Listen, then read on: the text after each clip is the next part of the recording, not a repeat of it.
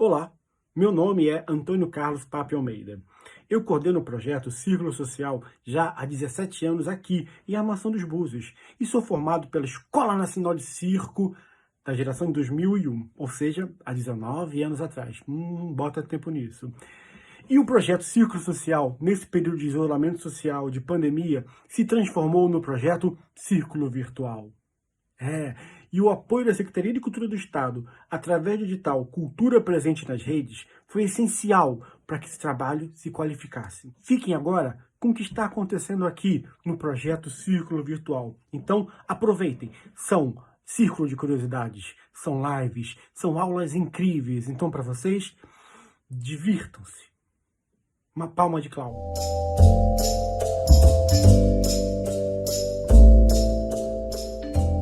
Hoje falaremos sobre a origem do circo. O circo é uma manifestação popular e artística que consiste em um grupo de artistas com habilidades distintas que geralmente apresentam-se em shows itinerantes, ou seja, percorrendo vários lugares.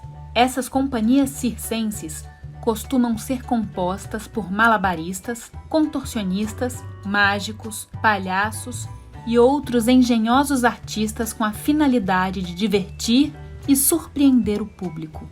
Existem indícios de que as artes circenses já eram praticadas há 4.000 anos em inúmeras civilizações da antiguidade, desde a China, Grécia, Egito e Índia. Entretanto, foi no Império Romano que o circo desenvolveu-se nos moldes que se assemelham ao que conhecemos hoje.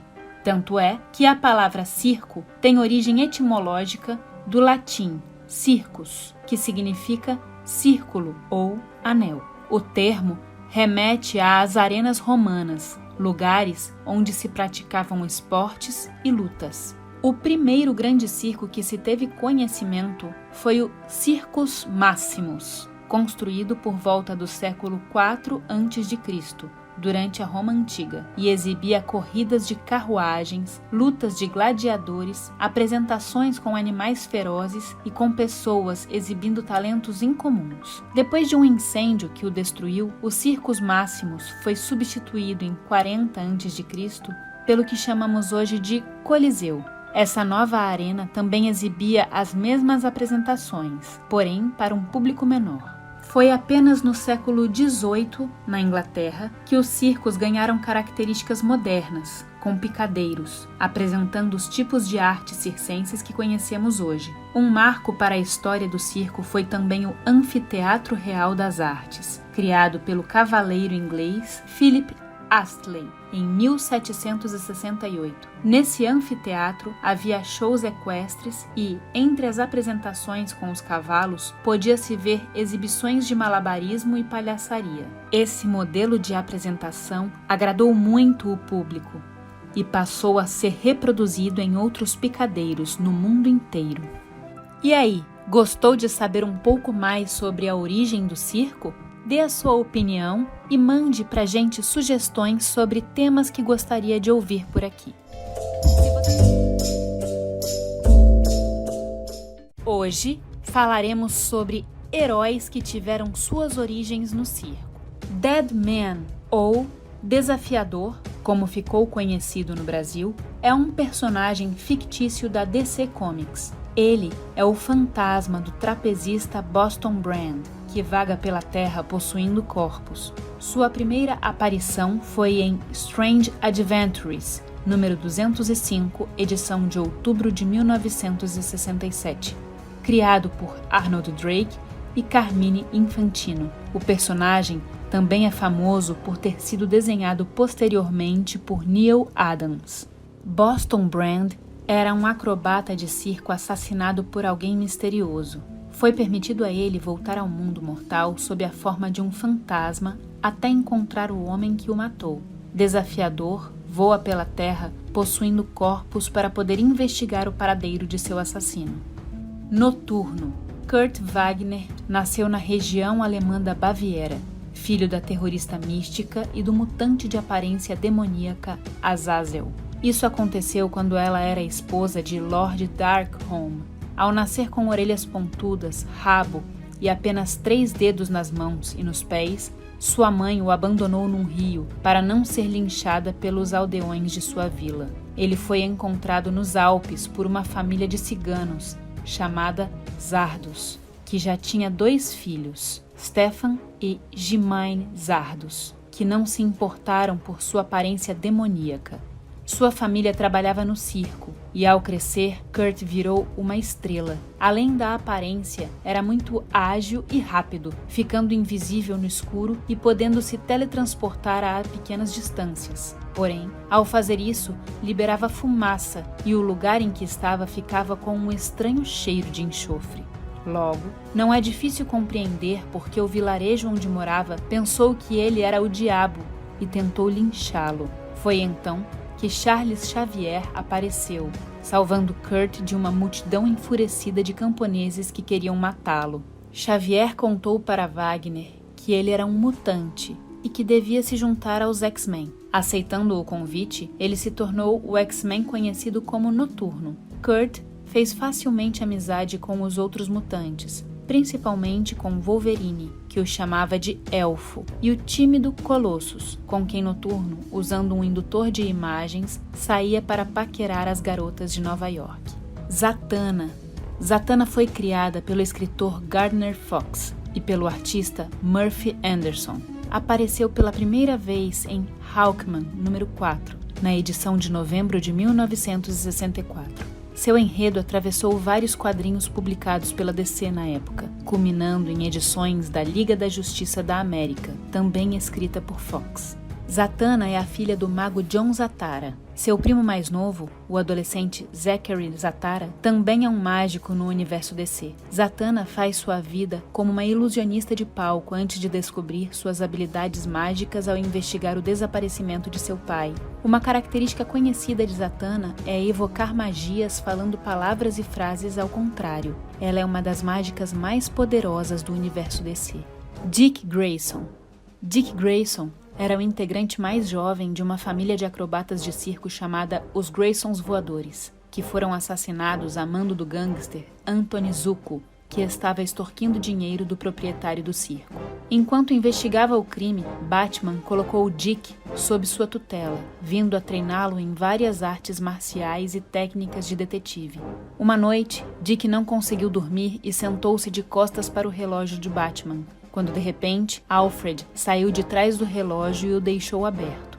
Curioso, Dick sem querer entrou na Batcaverna e escutou um som de motor. Era Batman chegando de mais uma patrulha em Gotham. Assustado, Dick tentou sair dali, mas Batman logo percebeu que não estava sozinho e reparou em Dick, mandando-o não fugir. Assim, Dick logo percebeu que Bruce Wayne era Batman. Dick Grayson é o mais clássico, famoso e querido dos Robins, entre os fãs e o público. Como Robin, Dick foi o melhor lutador e líder, sendo muito alegre e cheio de fazer piadinhas, mesmo em momentos tensos de combate, sendo, no entanto, um parceiro razoavelmente obediente ao Batman. Após um tempo, Dick cresceu e deixou de ser Robin, passando a se tornar um herói independente, o Asa Noturna, líder dos Jovens Titãs. Durante o reboot da DC, Dick temporariamente usou o manto de Batman após a ausência de Bruce, voltando a ser o Asa Noturna após o retorno do mesmo.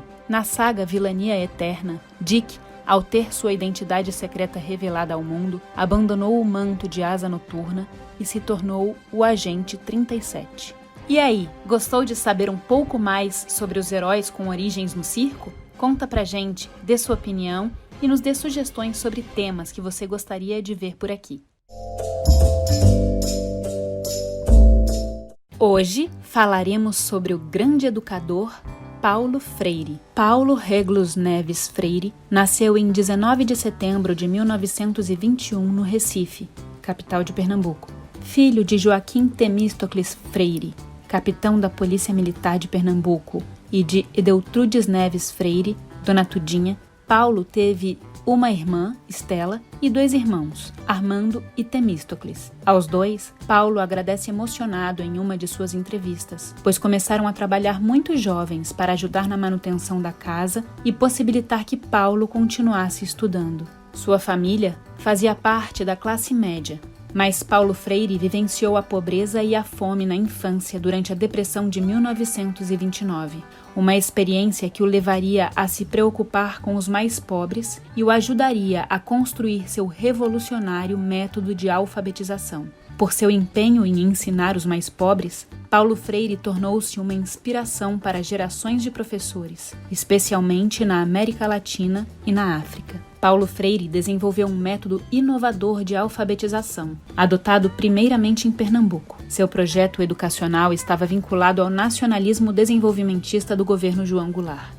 Em 1961, tornou-se diretor do Departamento de Extensões Culturais da Universidade do Recife e, no mesmo ano, realizou, junto com sua equipe, as primeiras experiências de alfabetização popular que levariam à constituição do método Paulo Freire. Seu grupo foi responsável pela alfabetização de 300 cortadores de cana em apenas 45 dias. Em resposta aos eficazes resultados, o governo brasileiro, que sob o presidente João Goulart empenhava-se na realização das reformas de base, aprovou a multiplicação dessas primeiras experiências num Plano Nacional de Alfabetização, que previa a formação de educadores em massa e a rápida implantação de 20 mil núcleos, os círculos de cultura, pelo país. Em 1964, meses depois de iniciada a implantação do plano, o golpe militar extinguiu esse esforço. Freire foi encarcerado como traidor por 70 dias. Em seguida, passou por um breve exílio na Bolívia e trabalhou no Chile por 5 anos para o Movimento de Reforma Agrária da Democracia Cristã e para a Organização das Nações Unidas para a Agricultura e a Alimentação. Em 1967, durante o exílio chileno, publicou no Brasil seu primeiro livro, Educação como Prática da Liberdade. Paulo Freire contribuiu com uma filosofia da educação que veio não só das abordagens mais clássicas decorrentes de Platão,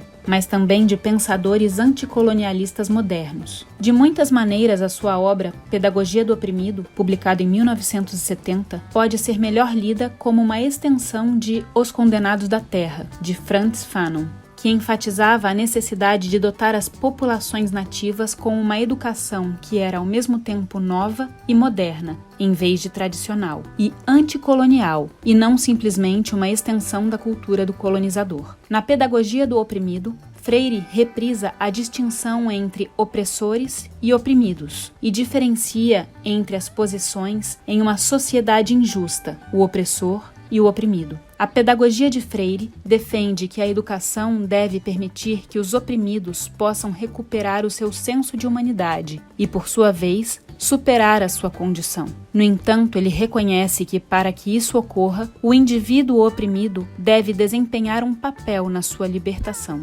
Freire acreditava que a educação é um ato político, que não pode ser separado da pedagogia. Ele definiu este como o elemento principal da pedagogia crítica. Professores e alunos devem estar cientes das políticas que cercam a educação. A forma como os alunos são ensinados e o que lhes é ensinado serve a uma agenda política. Freire acreditava que a educação faz sentido porque as mulheres e os homens aprendem que, através da aprendizagem, podem fazerem-se e refazerem-se, porque mulheres e homens são capazes de assumirem a responsabilidade por si mesmos, como seres capazes de conhecerem. A obra mais conhecida de Paulo Freire é Pedagogia da Autonomia, Saberes Necessários à Prática Educativa. O livro traz à tona a questão da contradição, opressor-oprimido. Em trecho da apresentação da obra escrita por Frei Beto, podemos ler: o pobre sabe, mas nem sempre sabe que sabe. E quando aprende, é capaz de expressões como esta que ouvimos da boca de um senhor alfabetizado aos 60 anos. Agora, sei. Quanta coisa não sei. E aí, gostou de saber um pouco mais sobre Paulo Freire e sua pedagogia? Dê sua opinião e sugira quais temas você gostaria de ver por aqui. Olá, meu nome é Gabriel e essa aula está sendo disponibilizada a partir do edital Cultura Presente nas Redes.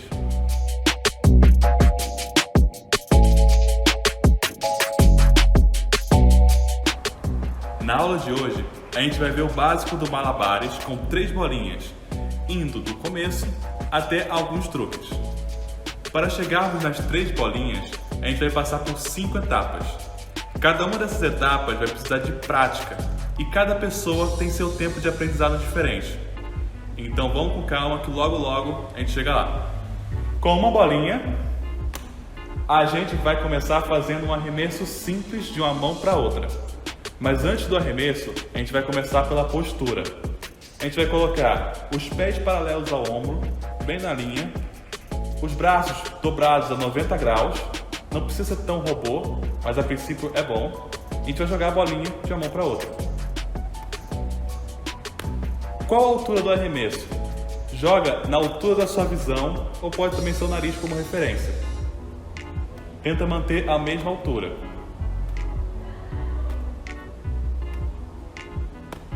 Como que a gente vai treinar?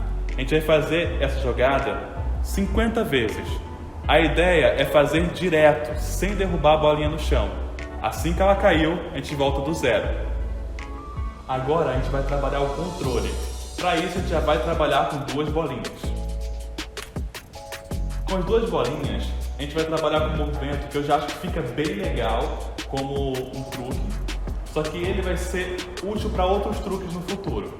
Para trabalhar o controle, a gente vai jogar a bolinha em duas colunas com uma mão.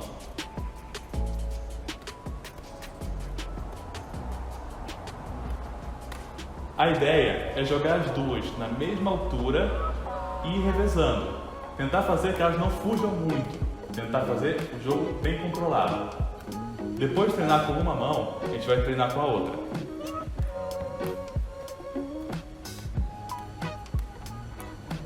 Para esse movimento, a gente vai treinar fazer 25 vezes com cada braço. É normal, por estar treinando com um braço só, começar a doer, mas isso é o malabares também trabalhando seu músculo, tá bom? Então é normal. A gente vai fazer 25 com uma mão e 25 com a outra. E aí passar para a próxima etapa. Chegamos na metade do nosso processo. Aqui a gente vai usar o erro ao nosso favor. Primeiro, a gente tem que entender como jogar as duas bolinhas. É muito comum, e esse é um erro que todo mundo comete, que é jogar dessa forma. Não é errado, mas o que a gente vai fazer agora tá bom? A gente vai jogar elas cruzando em X. Só que para entender, para isso entrar na nossa cabeça, a gente vai começar derrubando a bola. A ideia é fazer o X. Esse é o mais importante agora.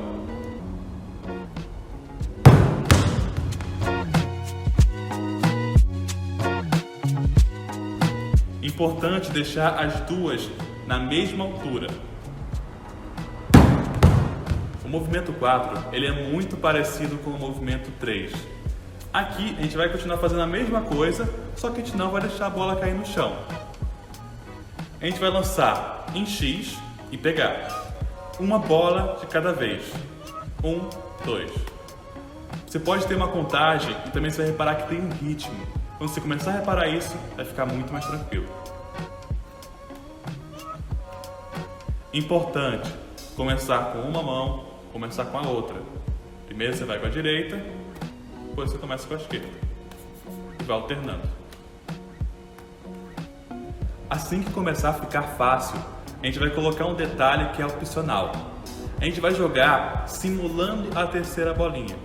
Essa simulação pode ser feita de várias formas. A gente vai fazer batendo a mão no peito, estalar no dedo, mão na testa e por aí vai. E na última etapa, a gente vai finalmente chegar nas 3 bolinhas. Para as 3 bolinhas, a gente vai começar com 2 bolas em uma mão e uma na outra. Eu lanço sempre a de cima. Tem gente que lança a de trás. Não é errado, é como você lança como for melhor para você, tá bom? A mão que vai começar lançando sempre vai ser a que tem 2 bolinhas. A gente vai lançar fazendo aquele X. A ideia principal é terminar com as 2 bolinhas na outra mão. Lembra de fazer o X. Aproveitando que a gente está na outra mão, a gente sempre vai começar revezando nesse momento. Importante sempre treinar como receber no final. Eu recebo pela parte de baixo. Mesma coisa de antes, cada um tem seu jeito de pegar. Assim que começar a sentir que tá fácil, continua o jogo até o tanto que der, mas nunca perca o controle de fazer até cair. Faça e termine o jogo. Agora que a gente aprendeu a jogar 3 bolinhas, a gente vai ver alguns truques.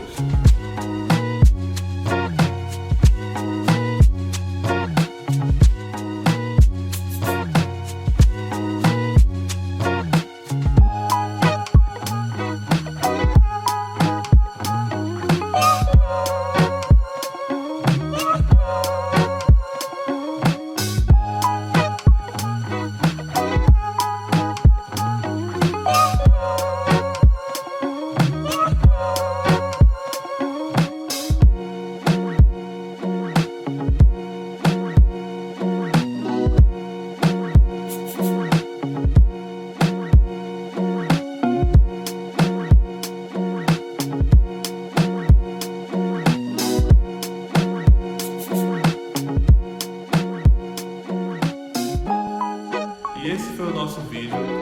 Voltem nele, deem uma olhada quando precisar e também treinem bastante. Malabares é persistência. Não deixe de conferir os outros materiais produzidos para o edital Cultura Presente nas Redes.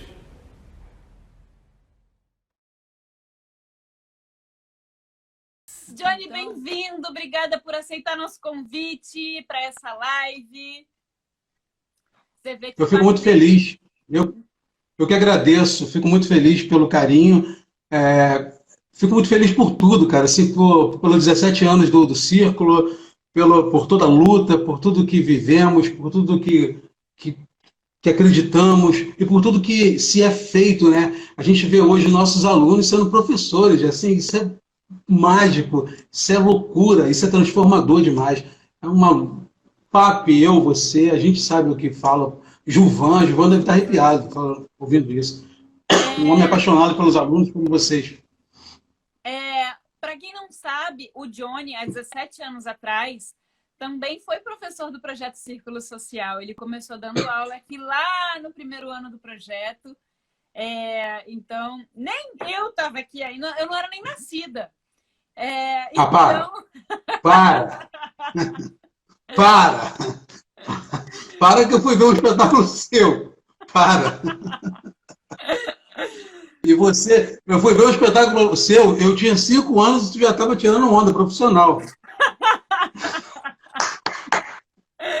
Acabou, né? Já me enterrou, então. A minha esposa aí, coisa linda, Johnny, tirando onda.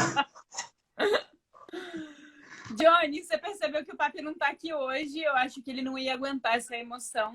Então ele ficou no chat. Ele está chorando aí do lado. Ele está em outro cômodo. Ele não aguenta ficar perto, o calor que ele sente. Com o negócio assim no ouvido, preocupado. Quando acabar, ele vai falar: o que ele falou? Ele falou o quê? Vou falar tudo não, fica tranquilo. Eu vou começar perguntando, Johnny, quem é você, de onde você é, por onde você andou? Conta um pouco da tua história para a galera aqui, por favor. Cara, eu sou um cara em construção, sabe? Johnny é um cara em construção, assim, eu estou me construindo, me reinventando sempre, assim como a arte, né? Eu sou neto de Antônio Manga e Anísia Figueira, eu sou neto de Maria Madalena e de Leobino Félix, eu sou filho de Antônio Rocha e Maria da Luz. Eu fico emocionado falando dos meus pais, assim, não tenho o que fazer, posso falar muita coisa, sou abençoado, só isso. Eu posso agradecer só a Deus. Só tenho que agradecer, como está escrito na Bíblia, o que dizer ao Senhor. O que agradecer ao Senhor? Não sei o que falar. Porque eu sou muito feliz, cara. Eu acho que eu tenho menos do que mereço e mais do que preciso. Eu acho que é isso. É isso. Johnny, você começou fazendo teatro com o Papi, com o Gilvan, no Sesc. Como foi essa história? Conta um pouco pra gente de onde você é. Que bacana, né? Na verdade, eu sou de Campinho, Madureira, né? No Rio de Janeiro. E muito cedo eu me mudei para Belford Roxo junto com meus pais e vim morar em Belford Roxo com 6, 7 anos.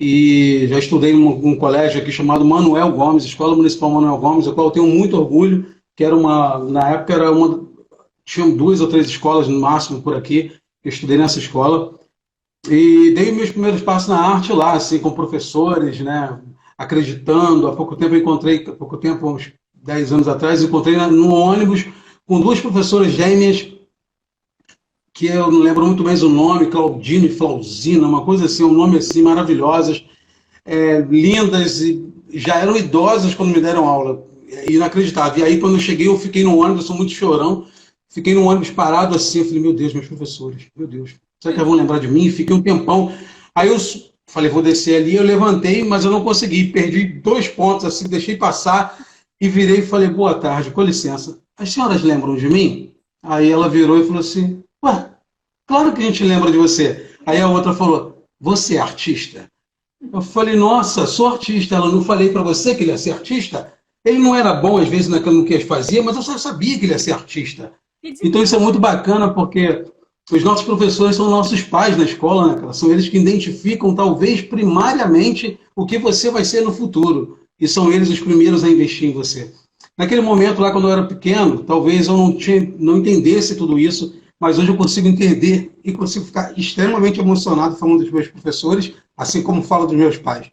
Eu sou o artista que sou o ser humano que sou por conta dos meus pais e por conta dos meus professores.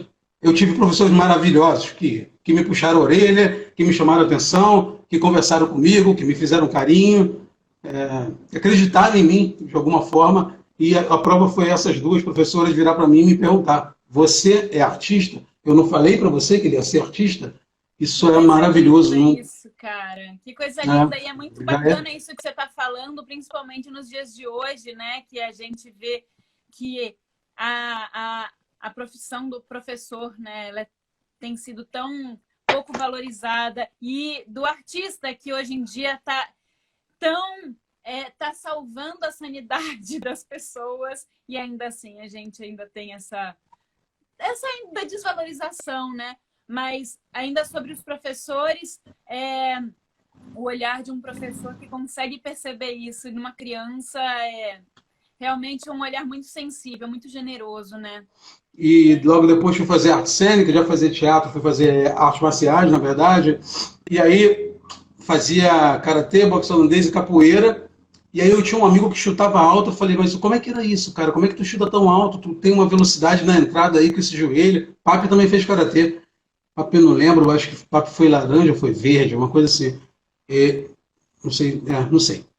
Aí eu falei, mas é muito rápido. Ele falou, Johnny, eu vou te falar uma coisa, mas não fala pra ninguém não, tá? A minha irmã, ela é bailarina. E aí eu faço balé com ela, mas em casa, tá? Eu falei, e daí, cara? Vai balé onde tu quiser. Ele, não, mas eu treino, por isso que eu chuto alto. Aí eu fui fazer balé. Falei, pô, bacana, vou fazer balé, porque eu vou chutar alto. Cheguei lá, fiquei louco com balé. Eu falei, pô, que maneiro, cara. Comecei a fazer balé, aí escondido do meu pai, só minha mãe que sabia. Escondido do meu pai, eu larguei tudo e fiquei fazendo balé, ia de kimono para academia, pá, e botava o kimono do lado e botava a minha roupinha lá e fazia meu balé. É isso que eu fazia. E por conta disso eu fiz balé clássico, moderno, contemporâneo, sapateado, valsa, lambada, dei aula de lambada. Tudo isso me ajudou muito a compor a minha carreira, né? Porque assim, a gente estudei para ser ator, queria ser ator, mas aí a vida vai te levando para dar aula para os pequenininhos, daqui a pouco você começa a dirigir os pequenininhos, daqui a pouco você se aventura a dirigir um amigo, daqui a pouco você está dirigindo, e a dança me levou para um lado muito bacana, que quem descobriu foi o Nós do Morro, que foi a direção de movimento. Né? Fui trabalhar com o Nós do Morro, e chegou lá, fui descoberto numa oficina como diretor de movimento, e falaram, caramba, que movimentação é essa? Comecei a montar algumas coisas, e o pessoal, nossa, e aí entrei e fiquei fazendo direção de movimento por um bom tempo, por 9 anos, eu acho, num projeto que aconteceu em Nova Iguaçu chamado Oficinas Culturais Nós do Morro, em Nova Iguaçu. E aí a gente fundou o Nós da Baixada. Foi muito legal. O Gilvan fala, éramos atletas da arte, e o Sebastião, e os frutos de vários projetos que saíram dessa turma. O Gilvan fala, era como um ritual e respeito. Papi, e ainda sendo um artista da Baixada, tinha que ser 5 vezes mais disciplinado. Muito verdade. E o Matias Muita verdade. Johnny, Papi, com esse caos que a pandemia impôs a todos os setores e na cultura, de uma forma geral, o Cirque du Soleil e tantos outros que eram referenciais estão sucumbindo. Qual é a saída? Matias pergunta. Gente, que questão difícil, né? Eu acho que a saída é fazer o que o artista faz de melhor, se reinventar e não desistir. Eu acho que a saída para o artista é essa, se reinventar como o círculo está se reinventando, se reinventar como todos os outros estão se reinventando e, sobretudo, continuar de mão dada, mesmo que dizem que é um isolamento social, que eu acho que é uma forma errônea. Isolamento é um outro tipo de isolamento, não social, a gente está aqui no social. Eu acho que essa palavra isolamento social é tão errônea como Secretaria de Cultura. Secretaria tinha que ser, o nome tinha que ser Secretaria de Educação, perdão. O nome tinha que ser Secretaria de Cultura e Conhecimento. Secretaria de Cultura e Meio Ambiente. Secretaria, eu ouvi isso da querida Helenira essa semana, que foi secretária de Cultura de Belfor Roxo, e eu achei isso lindíssimo, que é verdade, tudo é cultura, né? Então, e a educação, ela é a prática do conhecimento. Meu pai me ensina a dar benção, mas se eu não tiver educação para praticar isso, não tenho educação, não serviu para a educação. Então, o conhecimento é importante, o professor te dá o conhecimento. E a educação é você entender que você deve ser grato a ele e deve praticar a sua educação, que é com licença, a senhora quer sentar, aceita, bença aos mais novos, bença aos mais velhos, bença respeitar os nossos povos originários, sobretudo, que é da onde a gente veio. E eu, respondendo o amigo, aí eu acho que é simplesmente isso, se reinventar e não largar a mão de ninguém, porque a gente precisa fazer isso. E para o mundo, a gente só vai sair dessa Covid, dessa loucura, quando a gente esquentar o amor. Como está escrito na Bíblia, os homens estão permitindo que o amor se esfrie. E é importante que a gente faça o amor esquentar. É importante que a gente olhe para o amigo e se você tem 3 quilos de arroz, doe 1 quilo de arroz. Se você não pode doar 1 quilo de arroz, chama o cara para comer o arroz com você. É tão bacana comer arroz e conversar com o outro. É tão bacana o filho olhar para a mãe e falar: mãe, obrigado pelo arroz, pelo ovo cozido com arroz, porque talvez é o melhor que a mãe pode dar. Talvez é o melhor que a mãe pode dar naquele momento. E aquele momento está doendo no coração da mãe. E ela vai ser muito grata quando você fala: mãe, que ovo cozido gostoso, por mais que esse ovo cozido tenha o gosto de qualquer ovo cozido. Mas a mãe vai ficar grata por isso, Deus vai ficar grato por isso, o universo vai ficar grato e as coisas vão melhorar. Tenho certeza, vai melhorar como esse tempo vai melhorar. Ninguém pode soltar a mão de ninguém. Vai melhorar. E a gente vai olhar para trás e vai rir muito de tudo que passou e vai valorizar muito de todos, valorizar muito a memória de todos aqueles que passaram, que se foram e que se tornaram imortais. Ninguém está morrendo em vão. Todos estão morrendo para a gente, para a vida, para o corpo, mas estão se tornando imortais. Todos eles serão valorizados para sempre, serão imortais. É isso que faz a gente ser imortal. Ter uma vida bacana, ter amigos, valorizar sua família. É isso, valorizar a vida. Deus é maravilhoso. Sinistro esse Deus. Tem uma frase que é muito, muito precisa, que fala que, e a gente até já usou em um espetáculo nosso, que o amor é um sentimento mágico. Quanto mais se divide, mais se multiplica. E realmente. O Gilvan fez uma pergunta muito importante aqui. Ele pediu para você falar da sua bela gestão no Teatro Raul Cortez e hoje no Ziembinski. Fico feliz. Gente, falar do Raul Cortez, assim, o maior aparelho cultural da Baixada Fluminense, um aparelho cultural maravilhoso que a gente, na minha gestão, a gente escreveu um projeto muito legal que foi para a Funarte, foi um projeto de iluminação, foi um edital de iluminação cênica e a gente conseguiu ganhar esse edital, nós fomos contemplados. E o Teatro Raul Cortez, que é do povo, é nosso, ele é o primeiro e único aparelho cultural da Baixada Fluminense a ganhar esse edital. Ele é muito bacana. Duque de Caxias tem 600 mil no Fundo Municipal de Cultura e está fazendo um projeto lindo para contribuir com essa parte horrível da pandemia, que é um projeto para os artistas de Duque de Caxias. E eu fico muito feliz por participar disso, porque quando eu cheguei naquela cidade, o teatro tinha 10 anos. Eu fiquei 2 anos e 7 meses. O teatro tinha 10 anos e tinha pouco mais de 100 mil. E quando eu saí, ficou 600 mil no Fundo de Cultura, e só quem coloca verba no Fundo de Cultura é o Teatro Raul Cortez. Foram aproximadamente 400 espetáculos em um ano de 365 dias. Foi uma gestão de respeito no qual a gente podia ouvir ouvir o artista, ouvir o produtor, procurar saber do produtor o que você precisa. Eu preciso disso, não consigo. Como você me ajuda? E aí a gente ouvia o produtor falar, posso te ajudar dessa forma. E eu posso dessa. E aí a gente conseguiu caminhar fazendo essa coisa bela. Ficamos lá, sei lá, 6 meses, com muita dificuldade, eu com um único funcionário. Então eu chegava às 6 horas da manhã, começava a limpar o teatro, quando era 3 horas da tarde, 15 horas, a gente acabava de limpar o teatro, e a gente ia almoçar, e a gente ria muito, e chorava muito, e eu ia para o palco agradecer a Deus, e ficava muito feliz por aquilo, porque quando o Washington Reis, que me deu a oportunidade, foi prefeito, eu trabalhei na campanha, eu botei a mão no teatro, eu não sou de religião nenhuma, mas sou muito espirituoso. Botei a mão no teatro e orei ali e pedi a Deus que, com a mão no teatro, gente, as pessoas ficavam assim, Johnny, vambora, o Washington tá indo. Eu falei, vai. Botei a mão no teatro, embaixo tá escrito Teatro Raul Cortez. E falei com Deus que, se fosse da vontade dele, da permissão dele, que o Washington ganhasse a prefeitura de Duque de Caxias e que eu fosse ser diretor daquele teatro. Nossa, o Washington ganhou. E no dia 3 de janeiro de 2017, um amigo meu me liga do gabinete e fala, cara, eu vou falar baixinho, estou na reunião, falaram que você vai ser o secretário, o diretor, mas eu não posso falar. Aí o irmão do Washington, que hoje é deputado, Gutenberg Reis, muito meu amigo, Gucci, falou assim, ô Fábio, você tá, Fábio Leandro, Fábio locutor, Nalcer de Vale Tudo, falou, você tá ligando pro Johnny, né? Não conseguiu, né?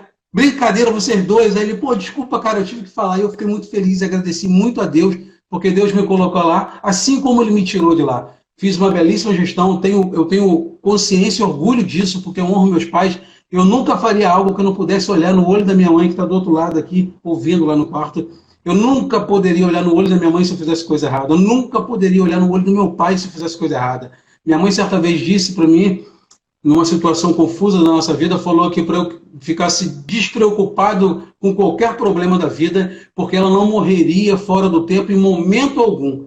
Ela só iria fora do tempo se um dos filhos decepcionasse ela. Isso fica no meu ouvido o tempo todo. Então, assim, é maravilhoso eu não poder decepcionar a minha mãe. É maravilhoso. Então, assim, preciso agradecer a todos os funcionários, que foram poucos, mas os leões, assim ficaram conhecidos os funcionários da minha gestão. Os leões do Raul, assim foi conhecido. Eu ficava muito feliz por isso. Ficava muito feliz quando recebia 440 alunos para assistir um espetáculo e o espetáculo atrasava. Eu ficava feliz, porque eu falava, pode atrasar. Pegava o microfone, ia para o palco, agradecia os alunos e falava para eles sobre as minhas experiências de ter sido puxado a orelha, as minhas experiências de ter comido ovo cozido com arroz, com a situação difícil que minha mãe estava, um ovo cozido para dividir para 4. Lá em casa eram 5, minha mãe, meu pai, eu, meu irmão e minha irmã. E aí minha mãe dividiu o ovo cozido para 4. Deu um para o Johnny, deu um para o Wellington, deu um para a Linda. E quando eu pensei que minha mãe fosse comer, minha mãe guardou o ovo, metade do ovo, o pedaço do ovo cozido que sobrou para o meu pai, que ia chegar de noite, que estava procurando emprego. E ela não comeu. E eu não tem como esquecer. Não tem como esquecer, mas não me dói. Me dá muito orgulho da minha mãe. Me dá muito orgulho de ser filho da Luz, Maria da Luz.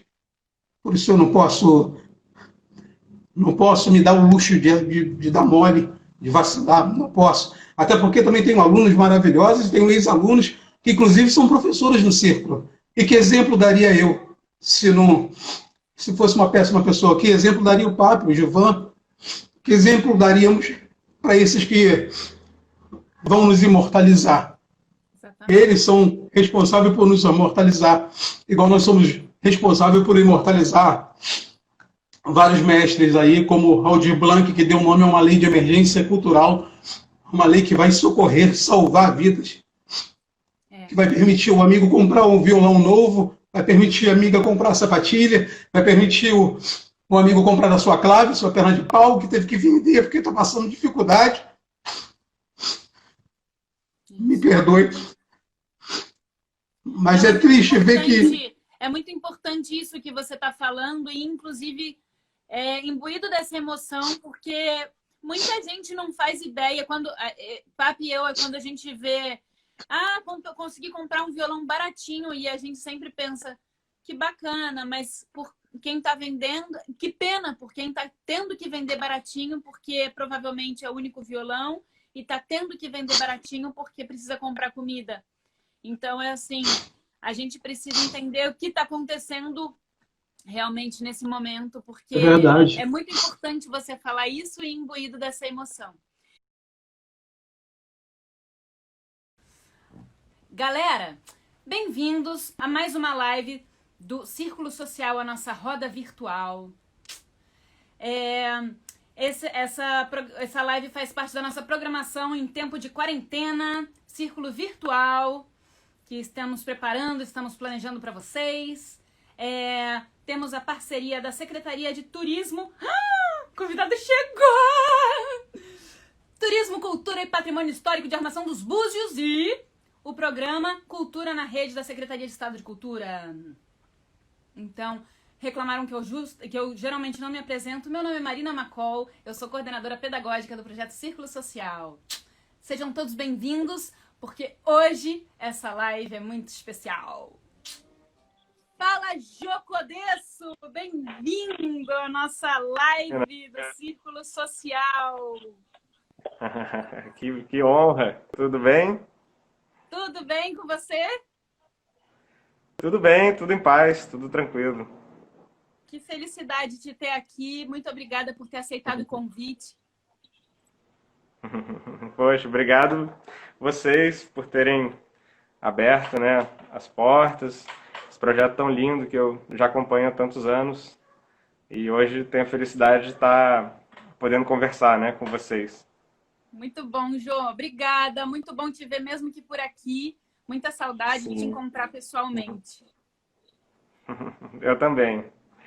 A gente já tem uns meses, né? Mas se Deus quiser aí, em breve a gente vai estar junto novamente aí, né? Pessoalmente. Junto e aglomerado. Jô, eu queria que você começasse, bem, se apresentando e falando um pouco de quem é o Jô, por onde você andou, de onde você é. Conta um pouquinho de você pra gente. Tá. Bom, então, né, meu nome é Jô Codesso, né? E eu sou músico e professor, né? E saxofonista e flautista, né? Então, já há 22 anos, né, que eu toco. E, bom, fiz faculdade de música, né, aquela história toda, né, no Rio, né, eu fui para o Rio para fazer a faculdade de música e para poder ter, claro, a oportunidade de desenvolver minha arte, né, encontrar com outros artistas e nesse caminho que a gente tem de, através das trocas, né, e das amizades, a gente vai aprendendo, né, grandes mestres, grandes professores. E, bom, né, tive felicidade de ter encontrado grandes professores. Isso foi realmente muito bom, né? Acho que vale destacar o nome do Tiberê Zoarg, que foi uma grande oficina que eu fiz durante um tempo que mudou bastante a minha forma de ver a música, né? De me relacionar com os sons, né? O Tiberê, para quem não sabe, ele toca na banda do Hermeto Pascoal há 30 anos, nem sei mais quantos anos, enfim. E a partir dali ele criou toda uma escola para jovens instrumentistas, né, no Rio. Foi uma época muito, muito rica, assim. E, bom, e aí acabou que, de uma forma despretensiosa, a vida acabou levando para o carnaval também, né? Quase O projeto do circo tem quantos anos agora? 17, é isso? Então, o Minterra tem 16, quer dizer, é mais ou menos contemporâneo, né? Então, isso daí estava, quer dizer, na época da retomada do carnaval de rua, né? Para quem não sabe, o carnaval teve uma época que ele ficou muito... Ele vinha com muita força na década de 40, década de 50, e aí, claro, né, durante a ditadura militar, os movimentos de rua foram muito reprimidos, né? Então, então o carnaval foi esse movimento espontâneo. Ó, minha madrinha aí. Então, quer dizer, quando chegou na década de 90, né, os blocos, esse movimento em ebulição, ele estava mais fraco. Então, por isso que a gente chama de blocos da retomada, né? Então, ali, o Minterra é de 2004, né? Minterra na quarta, né? Também tem uma história engraçada do nome, né? Porque esse nome... Então, conta essa história, pelo amor de Deus. Então, o que aconteceu é que já eu tava... engata a história do Minterra na quarta e a sua história, a história do Minterra. Porque se mistura, né? Então, bom, ali em 2004, né, alguns blocos estavam começando essa retomada aí, né, que eram principalmente o Boitatá no centro, o Céu na Terra em Santa Teresa, né? E na época eu fazia faculdade de música e estava fazendo essa oficina do Tiberê, e o carnaval de rua ele tinha uma outra característica, né, diferente da que tem hoje, que era que ele era feito por músicos profissionais no Rio, né? Digamos, meu trabalho é música, eu vivo de música, então aí os músicos eram contratados para tocar nos blocos, né? Não tinha essa cultura que hoje se modificou. E aí, na época eu namorava a Laura Berredo, né?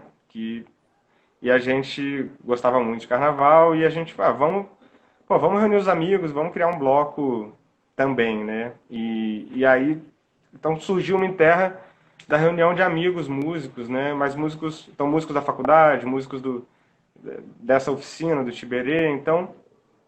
E, claro, Santa Teresa, porque é um bairro do coração, assim, né? Um bairro que eu amo muito e tenho orgulho de hoje fazer parte, né, através do bloco, assim, né, com várias ações. Então, só que aí, o que aconteceu, né? Por que esse nome, né? Essa que é uma questão, né? Porque tem, né? Ele não morreu, isso é importante de dizer. Mas o Daniel, que é um grande amigo, sempre todo mundo acha que quando vai curtir o carnaval tem aquele fulião, né? Aquela pessoa que te coloca ali sabe, na alegria, na curtição, né? Naquele movimento todo. E o Daniel era esse cara, assim, imprescindível, né? E quando Daniel chegou... Rebel. E aí, Daniel Rebel, grande músico, flautista, violonista, né? E ele tava... Então, quando chegou, assim, na sexta-feira... Porque o carnaval começava na sexta, né? Essa coisa do carnaval do Rio hoje, que começa em janeiro, vai até... Não era, né? A gente começava na sexta e acabava na terça, né? E ele caiu de cama, muito doente, na quinta, quarta. Ficou, assim, com febre alta, 39, 40 graus de febre, aquela coisa... E aí, quer dizer, foi aquela decepção, né, de, poxa, nosso amigo não vai poder curtir o carnaval com a gente esse ano, pô, coitado, né, ele em janeiro já estava no Saara comprando fantasia, já estava, enfim, bolando a fantasia do carnaval daquele ano, aquela pessoa... Preparada. Então, preparada. E aí o carnaval começava para mim, assim, na sexta-feira à noite, nos Cravos da Mauá, né, ali no Largo da Prainha, né. E aí, tava aquela multidão, né? O Daniel tem 1,95, sei lá. Então, de repente, eu vi pulando no meio da multidão. Saiu, né? Do meio da multidão, aquela figura. E eu falei, eu acho que eu vi o Daniel. Aí a Laura me disse, não, Jô, o Daniel tá em casa, com febre, né? Tá muito mal. Eu falei, realmente, né? Mas aí eu olhei de novo, assim, de repente ele pulou no meio da multidão de novo. Aí eu saí naquela coisa de multidão entrando. Eu vi, E Daniel. fui. Eu vi. Eu falei, não, agora eu tenho que ter prova para mim mesmo que é ele. Aí quando eu cheguei nele, aí eu me assustei, né? Porque ele não podia estar ali, né? Ele tava com olheiras já, assim, sabe? Aquela coisa de quem tá O doente, cara tomando tava antibiótico. abatido, né? Abatido, tava de cama. Eu falei, cara, o que você tá fazendo aqui? Você é louco, né? Você vai morrer, né? Você vai morrer, né? Você não pode ficar aqui, você tem que ir pra casa, tá doente. E ele. Aí foi a primeira vez que surgiu esse nome, porque ele gritou: se eu morrer, me enterra na quarta, mas eu vou curtir esse carnaval inteiro, né? E eu ia fazer o quê, né? O cara desgovernado, e aí ele ficou sábado. Aí eu comecei a encontrá-lo. Em todos os blocos que eu ia, ele estava. E realmente ele estava cada vez pior. Assim, cada vez com mais olheira. E eu falava com ele, cara, o que você está fazendo? Volta para casa. Ele, Não se eu parece, morrer, me mas enterra essa é na uma história quarta. feliz, né, Jô? Sim, feliz porque depois, realmente, quando chegou na quarta-feira de cinzas, quer dizer, essa coisa de me enterrar na quarta, quer dizer, eu vou curtir o carnaval até o fim, né? Até a quarta-feira de Terra cinzas. na quarta. O que sobrar. Desde que eu curto o carnaval, ele estava nessa, imbuído disso. E aí, a história é feliz porque ele não morreu, ele acabou na quarta-feira de cinzas, ficou de cama por um bom tempo e depois melhorou. E aí, quando a gente criou o bloco no ano seguinte, 2004, e aí não veio outro nome, né? Me enterra na quarta em Santa Teresa e aí acaba que os blocos, né, são engraçados porque eles trazem no nome, às vezes, a característica deles, né? Então, eu acho que o Me Enterra, como a gente chama, o Menk, né?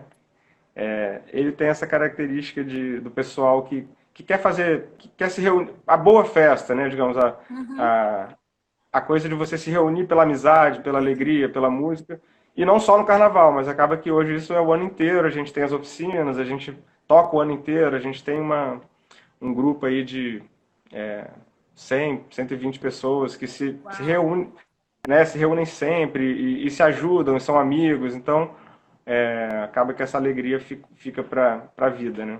Existe uma integração para além do bloco, né? Sempre bom, né?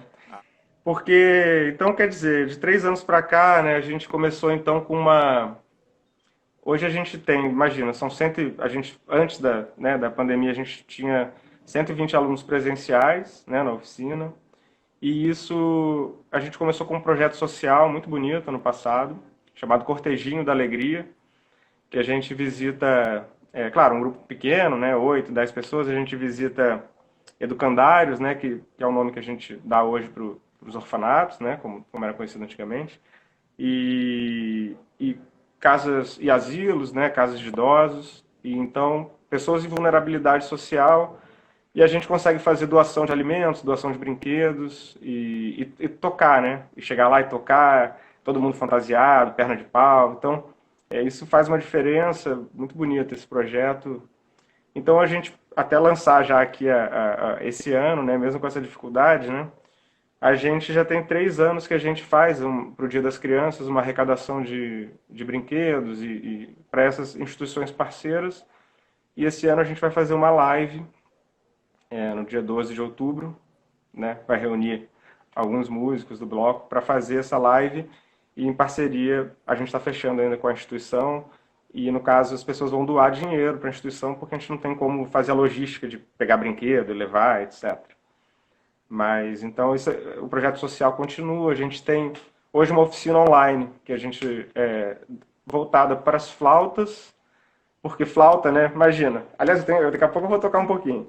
Mas as flautas, né, elas ficam muito reprimidas pelo som dos trompetes, trombones, caixas, né, aquela coisa. Então, a gente criou um projeto chamado Sanhaço, que é lindo, com arranjos do Daniel Rebel, para flautas e percussões. Então, é um projeto muito especial. Só resgatando, o Daniel Rebel foi o que não morreu na quarta. Isso.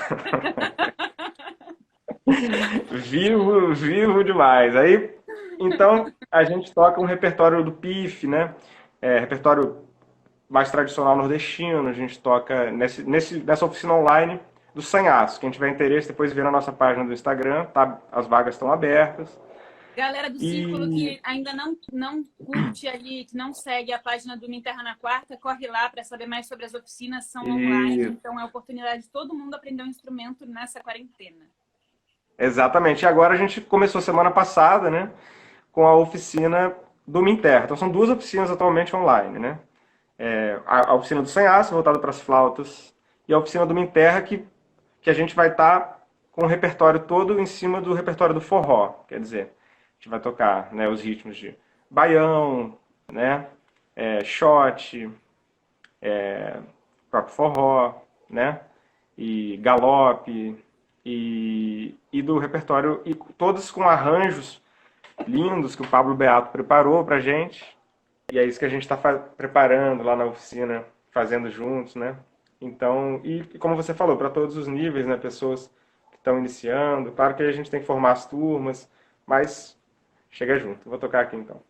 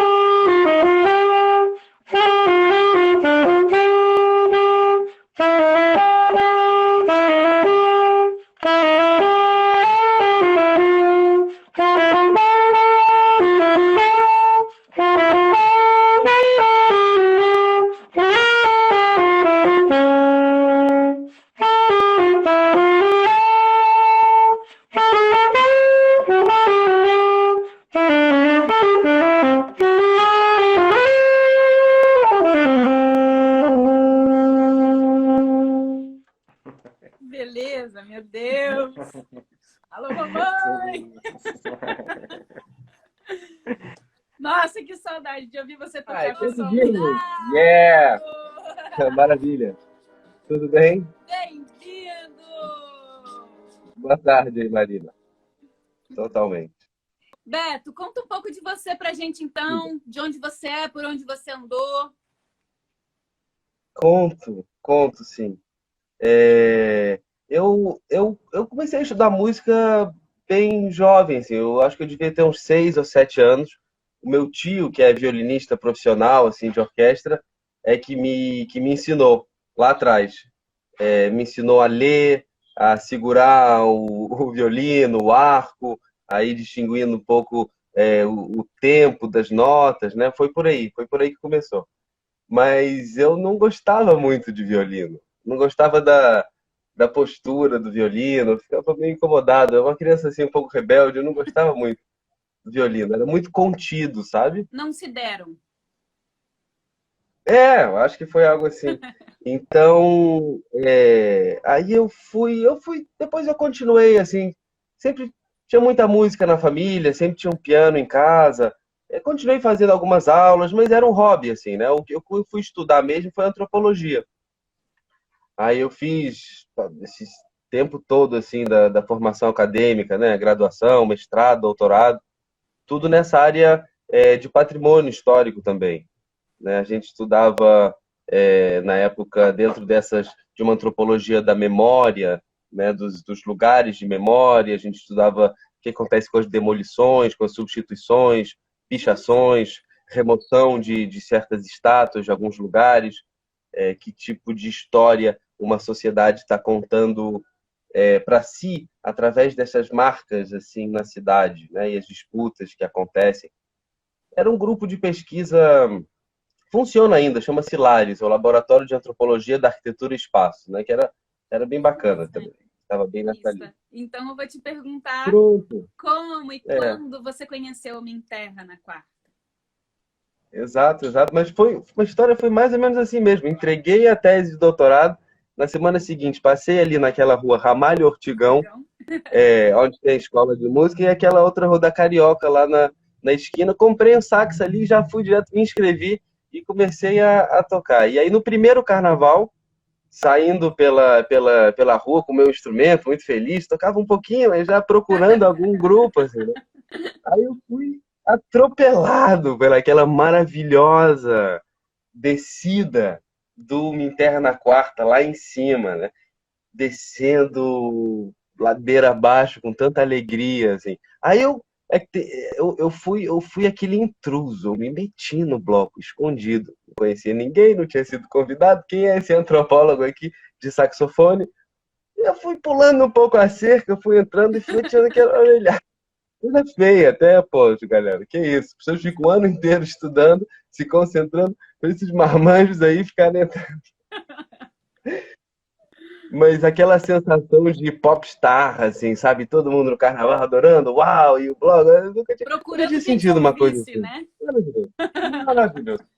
As pessoas no carnaval são é, é incrível, né? Você aplaudem com uma alegria, com um entusiasmo, parecem professores assim, estimulando muito um aluno, né? Eu adoro o público carnavalesco. Meu nome é Marina Codesso Macol e essa live compõe o edital Cultura Presente nas Redes da Secretaria de Estado do Rio de Janeiro. Venham todos, porque hoje tem muita história muito boa pra gente compartilhar aqui. Bem-vindo, Flávio! Oba, muito obrigado pelo convite. Tudo bem? Tudo jóia, tá me escutando direitinho? Muito bem, te vejo e te ouço muito bem. Obrigada bom. por aceitar nosso convite. E conta pra gente de onde você veio, por onde você andou, então, pra gente começar essa conversa. Maravilha. Então, eu comecei em Volta Redonda, que é a minha cidade, de onde eu venho, né? Então, Volta Redonda fica a 2 horas do Rio de Janeiro, né? Dentro da região sul-fluminense, né? E eu comecei com teatro amador lá. Eu comecei eu fiz o quê? Uns bons 7 anos de teatro amador, comecei adolescente. E eu acho que esse meu período de teatro amador foi talvez um dos períodos mais ricos que eu já tive. Eu tenho muito carinho por esse momento, porque foi um momento que me fez aprender a ter respeito pelo teatro, a aprender a ter respeito pelos artistas, né? Eu venho de uma cidade extremamente preconceituosa, né? Então também foi o momento onde eu comecei a entender as lutas sociais e tudo que vai junto, né? Então eu guardo com muito carinho esse momento. Então eu trabalhava, talvez algumas pessoas que estejam assistindo conheçam o teatro, porque como é dentro do interior do estado do Rio de Janeiro, muita gente trabalha e viaja para... Mas eu trabalhei no Teatro Gacemes durante vários anos, né? E a gente teve uma coisa muito bacana, a gente teve uma direção na época que tentou investir na galera que estava fazendo o teatro amador. Então, eles propuseram uma troca para a gente, né? A gente ajudava o teatro, né? Na divulgação das peças que iam no teatro, né? Dando filipeta nas ruas e ajudando o público a entrar no teatro e levar para as cadeiras numeradas. E a gente podia assistir todas as peças gratuitamente. Ai, que coisa linda!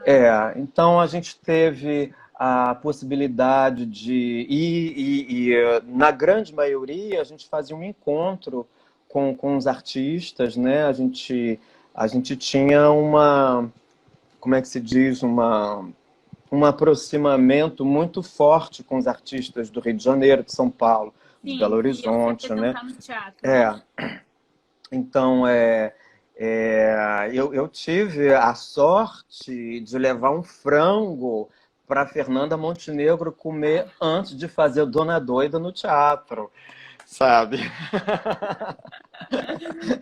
Eu me lembro até hoje, levando o frango da Fernanda, né? Eu bati na porta, Dona Fernanda. Eu entrando com aquele frango. Pois me mandaram trazer uma comidinha para você. E ela estava super contente, né? que a Fernanda, ela gosta de comer bem antes do espetáculo, né? É mesmo, Então ela bem e diferente, né? e assim foi muito engraçado, porque assim, algumas semanas antes a gente teve uma artista famosa cantando, né? Que não vou nem citar o nome porque não vem ao caso, mas a gente deu flores para ela. Ela fez um monte de exigências, né? Tinha que ter um buffet para ela, com tantas garrafas, com tantas toalhas, enfim. Eu me lembro que a gente fez uma pilha de toalha. Aqueles né? tipos de exigências, né? Assim. Exatamente. Quando terminou o show, as flores que a gente tinha dado estavam no lixo, o buffet quase não foi comido e as garrafas estavam abertas e não tomadas. Então, e aí quando a gente vê a Fernanda, que a única exigência dela tinha sido eu gosto de comer antes do espetáculo, e pode ser uma quentinha, pode ser um frango assado, e que você tem a possibilidade de levar o frango assado para Fernanda, é justo Não, extraordinário. E essas relações, assim, pequenas relações, muitas vezes trazem tesouros muito grandes pra gente, né? Por exemplo, Exatamente. você, há tantos anos depois, está vindo contar essa história pra gente, né? Pois é, pois é. E aí a Unirio chegou na minha vida pelo teatro amador, porque na época a gente estava fazendo um espetáculo infantil, que era um musical, que inclusive um dos cantores do musical está fazendo um certo sucesso aí no Brasil. Não sei se é um sucesso bem popular, porque ele faz programa Raul Gil, essas coisas, como é que é o nome dele artístico? Rick Valens. Então, Rick Valens, ele cantava no nosso espetáculo. E a gente fazia esse espetáculo e, ao mesmo tempo, o teatro estava produzindo. O presidente do teatro, ele era dono de uma distribuidora de bebidas em Volta Redonda, então ele tinha muito dinheiro. Então ele começou também a produzir um outro espetáculo profissional, que era um espetáculo do Jonas Bloch e da Drica de Moraes, que chamava alguma coisa cabaré, não vou me lembrar do nome. Cabaré Maravilha. E aí a ideia era fazer uma turnê com Cabaré Maravilha, um espetáculo adulto, e nós viajávamos com o nosso amador, o nosso infantil amador, para fazer à tarde, né? E foi nesse momento que a gente se conheceu, que a Drica, como a gente estava tendo muito contato na época, ela me disse: Flávio, vai para o Rio, vai estudar no Rio. E foi ela que me falou da Unirio, né? Porque eu não conhecia nada, imagina. Para mim, eu queria fazer teatro, né? Eu nunca me imaginei fazendo teatro profissional. Eu achava que teatro, né? E que teatro profissional era só para quem tinha nascido no Rio de Janeiro, quem tinha dinheiro, né? Essas coisas que são tão distantes da gente que está no interior, né? Que a gente nem ousa. Mas, de repente, alguém me deixa na linha da possibilidade da gente olha, vale a pena. E, assim, na época, a gente já tinha algumas pessoas de Volta Redonda saindo, né? Então, a gente tinha a Nana, que fez escola de circo também, que estava fazendo no Rio, ela tinha ido para o Rio de Janeiro. Nossa, tinha um Nelsinho, tinha uma galera super bacana indo para o Rio de Janeiro, né? E aí eu fui, foi bem difícil, né? Porque Rio de Janeiro é muito caro, é uma cidade difícil de entrar, né? E cheio de panelinha, e assim, eu não podia fazer parte de nenhuma panelinha, eu não tinha dinheiro para ir nos restaurantes, para estar nas festinhas, né? Para comprar uma camisa. Né? Exatamente. E se você não está no grupinho, é muito complicado de estar no Rio de Janeiro, né? Então, assim, todos os trabalhos que eu fiz no Rio de Janeiro foram por pessoas que me viram trabalhando, que me convidaram, né? eu nunca passei nenhum teste, nem no Brasil, nem no mundo, né? Todo teste que eu fiz, nunca, nunca, nunca. No Brasil, por exemplo, eu fiz vários testes no Brasil para fazer de circo, né? E todos os testes, as pessoas me falavam, Flávio, o seu trabalho é muito, né? Sabe, não é tradicional, você tem que ir para o Circo du Soleil, você tem uma outra coisa, né? Eu fazia um número... E assim, eu nem fazia tanta coisa, meu número de trapézio, eu era meio dramático, né? Eu mordia a corda, eu gritava, né? E na época isso não existia, né? Na época a gente era muito essa careta, né? pesquisa, o teatro extremamente presente no circo, imagino que isso ainda Uhum. hoje já não é tão visto, imagino na época, né? Há 25 anos atrás, 25 né? 20 anos atrás. 20 anos atrás, 20 anos atrás. Sim, então Estou arredondar. aumentando. Opa. Não, 20 e tantos. Não, eu entrei na escola de circo em 2003. Não, 2003, não, 93. 93, saí em 97, foi isso. Então. E, enfim, e aí eu fui para o Rio de Janeiro, né? Então, com todas as dificuldades, eu fui recebido na casa de um tio, né, que morava em Piedade, e aí para mim era muito desgastante, porque Piedade é bem longe, né? Longe.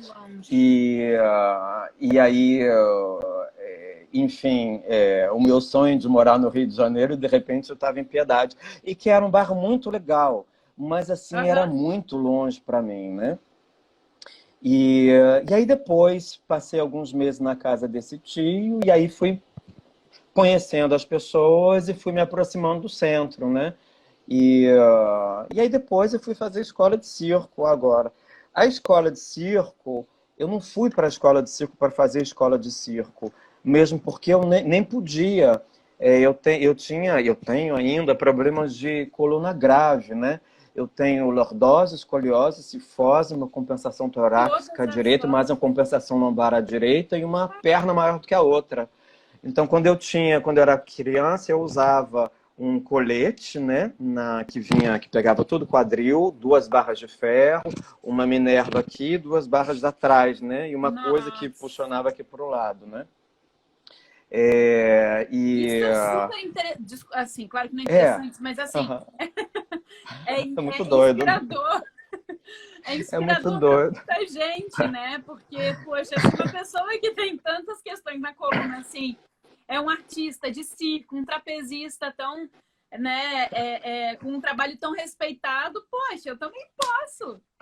Todo mundo pode. Né? Assim, quando eu entrei na escola de circo, na verdade, foi... Bom, eu vou ser sincero, eu fui para a Unirio para fazer direção de teatro. E aí, quando eu comecei, então eu não ia ter tempo de fazer escola de circo. Eu quero dizer que a Mona Magalhães está aqui com a gente. Ah, não! Ô, Mona! Beijo! Que legal! Que bom que você está aí. Que honra! E aí, eu fui para a escola de circo por uma questão muito prática. Eu não tinha dinheiro para comer. E eu não tinha dinheiro para andar de ônibus, né? Foi numa época que a gente estava passando na minha família uma crise financeira grande, como muita gente na época, né? E aí eu tive essa coisa, bom, eu vou para a escola de circo, pelo menos eu resolvo 2 problemas. Eu posso andar de ônibus e eu posso comer uma vez por dia. E aí, né, eu consegui um médico eu cheguei no médico, ele me perguntou, e aí, está com algum problema? Tô. Qual é o seu problema? Eu preciso de um atestado médico. Ah, qual é o seu nome? Tá. Então ele nem viu nada, né? Ele me deu o papel, eu fui embora, paguei, fui embora. E comprei um atestado médico ali. Foi isso. E aí eu fiz a prova e eu não sei como eu passei na prova da escola de circo, né? Enfim, eu era muito duro, sabe, eu não tinha nenhuma flexibilidade, sabe, cambalhota, imagina, né? E o que você apresenta? Tem uma apresentação, né? Tem uma série de exercícios. Não sei como é que era na época, se ainda é, se aí já Então, é. na época a gente tinha, a gente era assim, a gente chegava na prova de acrobacia, então tinha um aluno que mostrava uma cambalhota, aí você fazia uma cambalhota, aí fazia uma estrela e você fazia uma estrela, né? E aí depois você ia para um trapézio e tinha um aluno que fazia uma figura, e aí você subia com a lonja, né? E aí você tentava fazer a figura, né? E depois tinha a prova física, né? Que mandava você fazer não sei quantos abdominais, fazer não sei quantas barras. Enfim, eu não tinha menor preparo físico, mas eu estava precisando entrar na escola. E aí, eu não sei de onde eu tirei força, mas eu consegui fazer umas barras, eu fiz umas flexões, eu fiz um monte de abdominais. Eu fiz o que deu. É. E aí, comecei a fazer escola, eu já tinha passado de idade, já estava com 21 anos, na época eu era velho, né? Foi isso, olha o palhaço Mussarela falando que foi a Então, época da Dona Omar. Foi, mas na época que eu entrei, a Omar, ela estava de licença, ela estava doente, então foi a Marta que estava no lugar dela. E então foi a Marta que viu minha prova. E mais tarde eu perguntei para a Marta, Marta, vem cá, já era amigo da Marta, né? Depois eu fiquei muito amigo da Omar também. E eu fui, Marta, por que que eu passei? Me diga. E ela me falou, porque na época a gente fazia a prova para entrar e depois, 6 meses depois, a gente fazia uma outra prova para ficar. E essa era a prova mais difícil, né? E ela me disse, olha, Flávio, você já tinha passado da idade. Então a gente resolveu te dar uma chance para fazer os 6 primeiros meses. E a gente ia te avaliar nesses 6 primeiros meses. Então, como você não teria mais idade para entrar na escola, essa seria a sua última chance. E a gente resolveu te dar. E porque você também foi muito honesto na prova, né? Eles me fizeram uma série de questões, né? E eu respondi com muita sinceridade todas as questões. Só uma questão que eu não respondi corretamente, porque... Com toda a sinceridade. Com toda a sinceridade, né? Isso eu devo ao Fábio Dória, né? Que estava no dia da prova, e foi o Chicão que apareceu e me perguntou, e aí, você tem alguma experiência no circo? E aí o Fábio falou, o Flávio ele já fez ginástica olímpica. E aí o Chicão me olhou, é sério? É. Muito bom. Então... Que legal, isso é muito legal. E é muito bom incentivar realmente pesquisa no circo, né? Pesquisa no circo, pesquisa na dança. A gente precisa começar a nossa literatura brasileira de circo, né? Eu acho que é muito importante ver o que passa no exterior para a gente, mais que a gente possa... Alice Viveiro de Castro, ela defendia isso muito bem. Ela falava, a capoeira é a nossa acrobacia brasileira. A gente precisa incentivar a capoeira no circo, né? Essa é a nossa riqueza, é a nossa assinatura, né? E eu acredito nisso, eu acredito. A Alice, ela fez pesquisas fantásticas, né? Ela me ajudou bastante na minha pesquisa, né? Ela tem um livro maravilhoso, O Elogio do Palhaço, que é fantástico. Tá ali na minha também. Então tem bastante, tem gente escrevendo, tem gente tentando fazer, mas é difícil escrever no Brasil, né?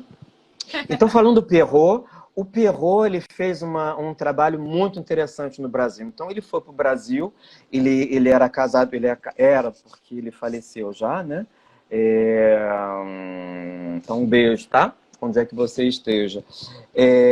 Então, ele fez uma grande pesquisa no Brasil, ele fez um projeto que se chamava Universidade do Circo. Então, ele pesquisou no Brasil inteiro, foi uma pesquisa, primeiro, porque não existia nenhum levantamento, né? Ele fez um levantamento de todas as pequenas escolas de circo que existiam no Brasil, todas as associações que trabalhavam com circo, etc. E ele saiu pelo Brasil visitando essas escolas. Então ele fez uma lista de quase 80 associações no Brasil que faziam circo, né? Que trabalhavam com amador, enfim. Então a proposta dele da Universidade do Circo, que foi muito legal que a Almar aceitou essa proposta, foi de reunir durante um mês no Rio de Janeiro, na escola de circo, um representante de cada escola, um ou dois representantes de cada escola, e ele trouxe, junto com o conjunto de professores da escola de circo e professores da França, do Canadá e eu não me lembro se tinha da Inglaterra também, mas eu sei que era França e Canadá. Que riqueza isso. Então foi nesse momento que o Gerard Fasolini foi para o Rio de Janeiro para dar aula de tecido, para dar aula de trapézio. Foi um período muito legal, né? E que foi muito rico. Então ele reuniu essa galera no Rio de Janeiro, ele fez durante 2 semanas aulas direto, né? E 2 semanas de ensaio. E aí ele apresentou o espetáculo Circo da Madrugada, a primeira versão do Circo da Madrugada, né? Que foi que foi muito falado na época, né? Porque assim, tiveram alguns acidentes durante por exemplo, durante um momento que a imprensa estava na escola de circo tirando fotos, uma das artistas, né, a Luciane, ela estava de ponta cabeça no tecido e apareceu a blusinha dela desceu e apareceu o peito dela. E foi essa foto que foi para o jornal.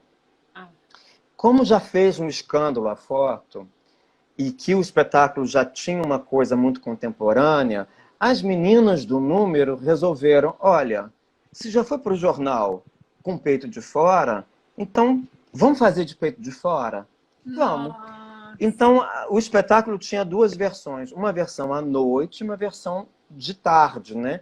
Então, a versão à noite elas faziam sem o top e a versão à tarde elas faziam com o top, né? Nossa. E aí deu uma série de confusões, claro, né? A gente estava muito novinho na época, teve que pai que reclamou, né? Teve que mãe que tentou colocar na justiça, enfim. As fofocas da época, né?